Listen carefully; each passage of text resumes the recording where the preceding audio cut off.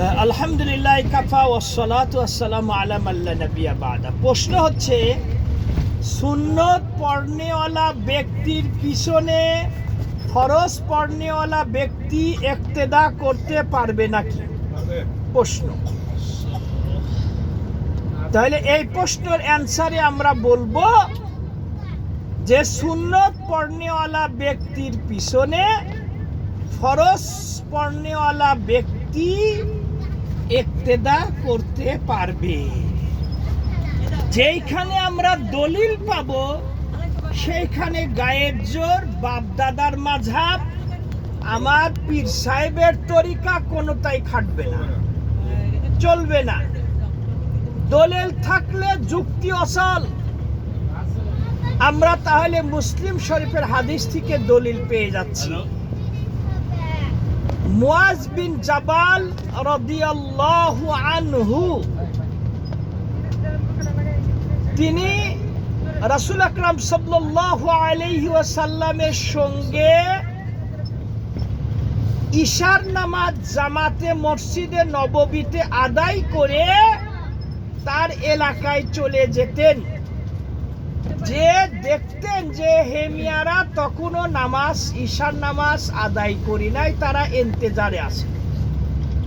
হইতে পারে তিনার এলাকায় তিনি ভালো কোরআন পড়তে পারতেন, বা তিনি সকলের থেকে বেশি ইসলাম সম্পর্কে তার নলেজ ছিল। যাই হোক, আল্লাহু আ'লাম। সবাই তারা অপেক্ষা করছে তিনি যে তাদের ইমামতি করতে। কোন নামাজের ইমামতি করতেন?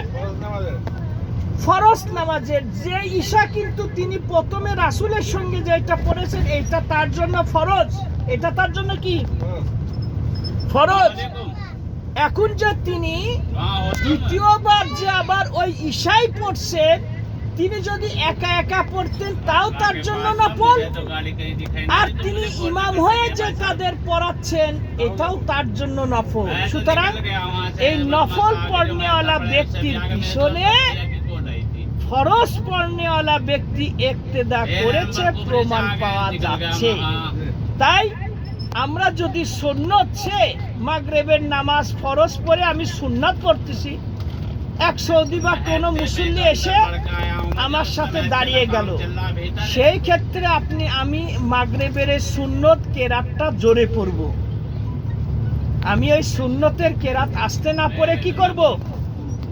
জোরে পড়ে আমি ইমাম হয়ে যাব। আমি 2 রাকাত পরে সালাম ফিরব, 1 রাকাত পরে একা একা আদায় করব। বুঝে আসলো ভাইরা?